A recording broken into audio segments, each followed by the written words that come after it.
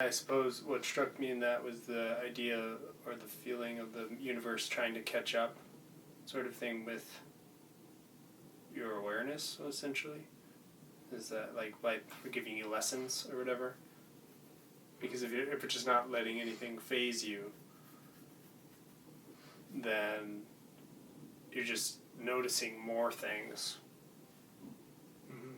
And then if you want to put it in like weird kind of pragmatic terms, it's like the mild agitation hits this person and they immediately got it.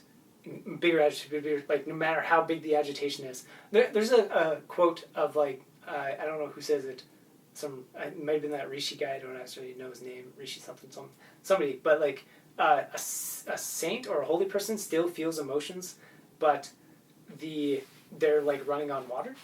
So it's like they'll have it's like the Dalai Lama thing. Like people who don't meditate, if they're gonna get pinched for a second within 10 seconds, they'll feel the pain of those 10 seconds leading up to the pinch, and pain during the pinch, and then pain for 10 seconds after. Like it's leading up to and during and after. And the Dalai Lama and a bunch of other meditators, when they're in there and they don't feel any pain, they feel pain and then it's gone. Like there's no attachment or anticipation and worry about what's coming or like holding on to it or anything. It just comes and goes. So naturally, if it's like the biggest agitation in the world, like just the most annoying piece of crap, whatever, hits a saint, it hits them. They feel it more than most people, like not less. It's not like they're immune to turmoil or anything like that. They feel it more viscerally and more thoroughly throughout the entirety of their being than somebody who's just like reacts in anger, because that reaction anger is like, it's a form of aversion. They're not feeling what's going on. They're reacting to it. They're completely insensitive to what's going on. A saint is perfectly sensitive. Hits them, the biggest possible eruption of garbage you can possibly imagine, and then it's like they're fine with it. And then it's like, oh, and the universe doesn't bother making a huge charade of circumstances in their life to hammer this lesson home, because it can do this thing in the moment. Most people, like, thing happens, they react in anger.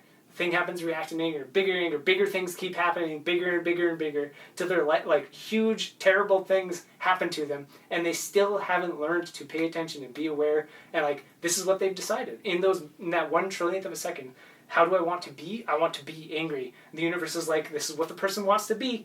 Give them bigger and bigger things, because this is working. This is what they're like. The bigger the thing is, the more angry they get. A saint is like, give them the biggest. Oh, they didn't care.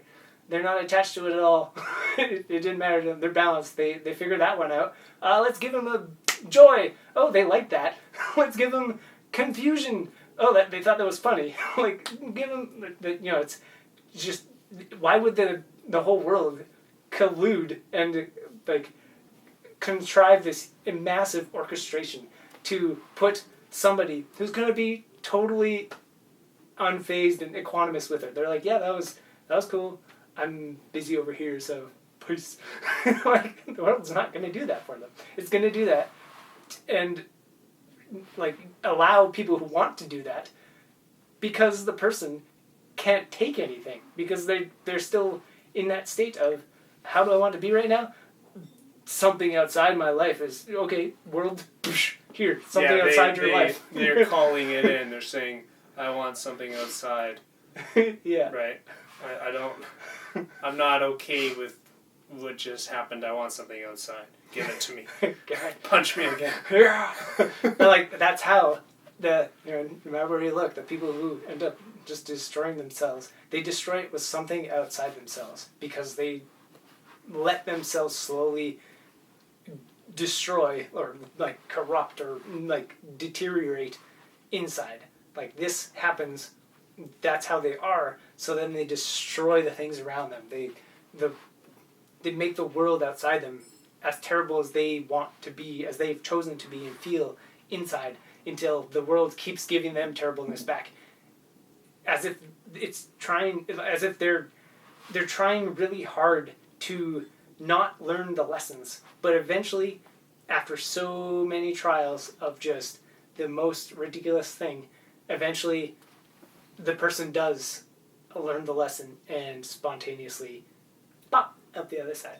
And then they're like, okay,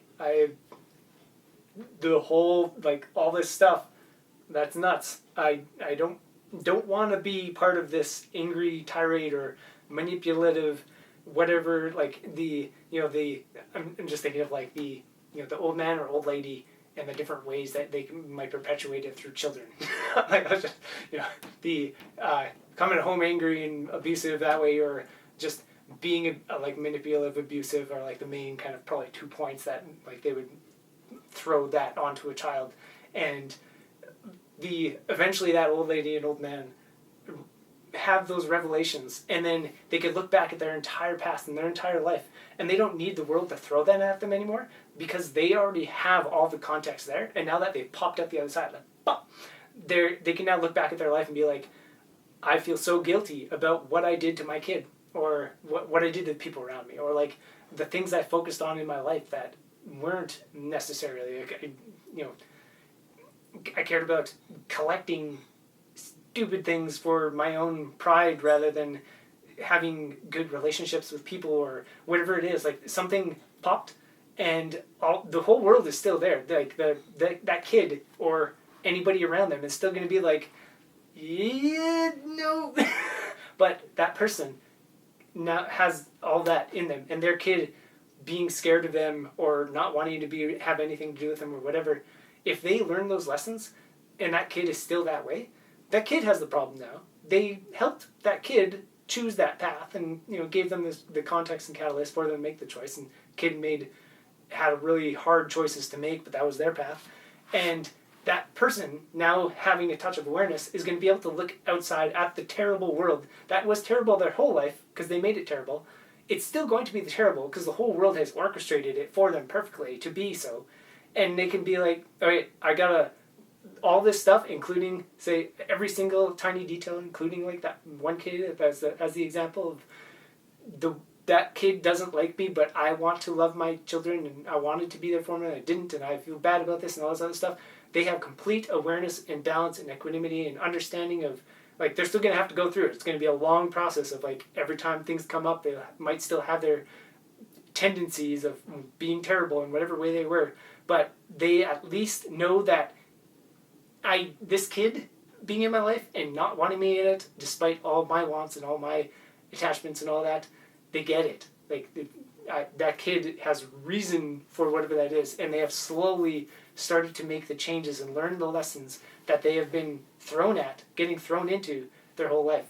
And ta-da, they have all the chance in the world, the whole way from beginning onwards up to that moment and every time after, to make all these jumps, to pop out of misery over and over again with every possible thing in their life. And it's just, the universe just works. It just does its thing. But that's almost like an analytical route to that as well. But you just look at it and be like, yeah, eventually people learn their lesson. Just be in the moment, be present, be here now, and balanced and aware. And eventually you just get it. Like, if you can just skip to that, the earlier the better. Then you're good.